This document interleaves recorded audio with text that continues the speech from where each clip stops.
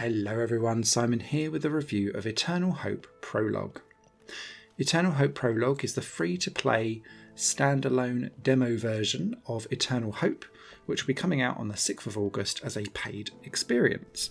This is a 2D platform adventure available on PC, and it follows very much in the footsteps of Limbo and Ori in the way how it plays and the way how it looks.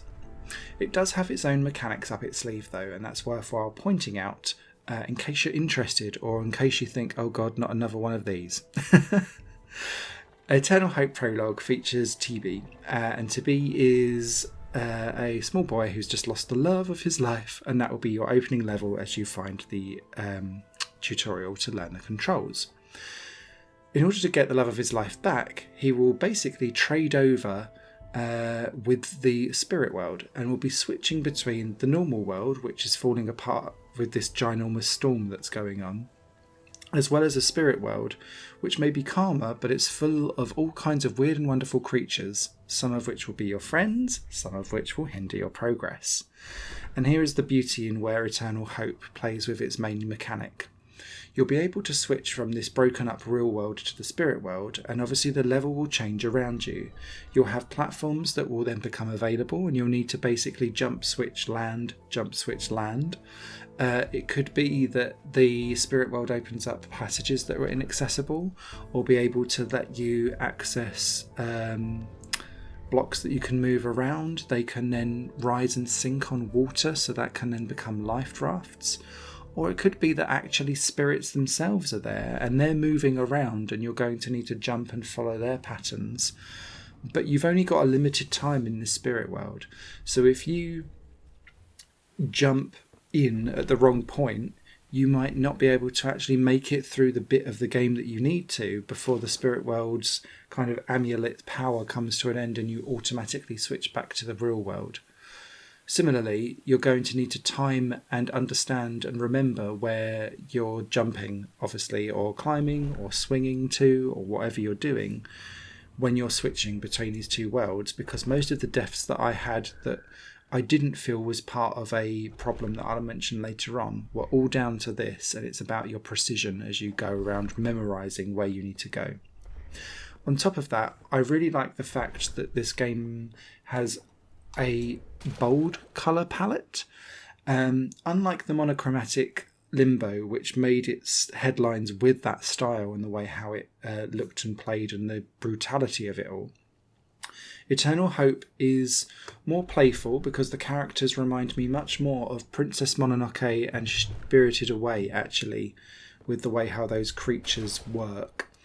The colour palettes shine through from the background hue, and I love what they've done with the purples, the muted blues, the pastel kind of pinks that bounce through.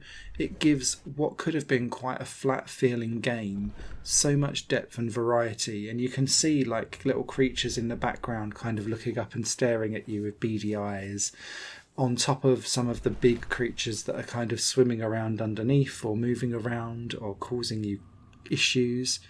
There's a lot going on, and it's really beautifully put together for what is essentially placing graphics over a backlight. It works beautifully, and it really sells the game's aesthetic and emotional pull, I guess is the best way to describe that. There is one negative that I do have for this game so far, and it is purely around jumping, which is quite a problem potentially for a platformer game.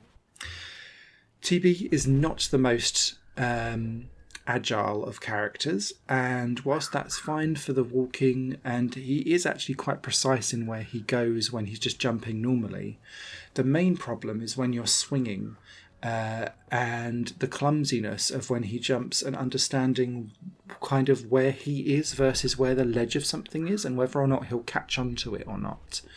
And more often than not, especially on a couple of the jumps that involve swinging of vines, I was dying far too often, feeling like I'd actually hit where I should be. And when you're going back and forth on swinging on the vines, it doesn't necessarily go and do what you think it should do. And so that disparity made me feel quite frustrated on a game that is wanting you to die quite a bit and then takes a little bit of time to reload. And quite a lot often on the very first couple of levels, I felt like actually my death wasn't down to me. It was down to a misconception between how far you felt like Tibby should be able to go versus what you do versus the visual feedback on the screen. It's not a game breaker, and it's something that could be quite easily patched and ready for the full release, but it was noticeable. But aside from that, Eternal Hope Prologue is a great little free standalone experience and definitely whetted my appetite for the full game, which comes out on the 6th of August. Be interested to know if anyone else is interested in this type of experience. Leave your comments down below.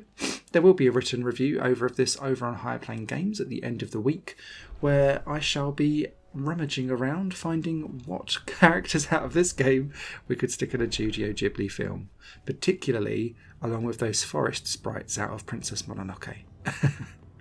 Okay, you guys all take care. Bye for now. Higher Plane Games is part of the Higher Plane Network, a collection of media projects ran by me. If you like what you see and want to find out more, visit patreon.com/Higher Plane Network. Your support can make so much more possible, be that a like, a comment, a share, or a pledge. Thanks for watching.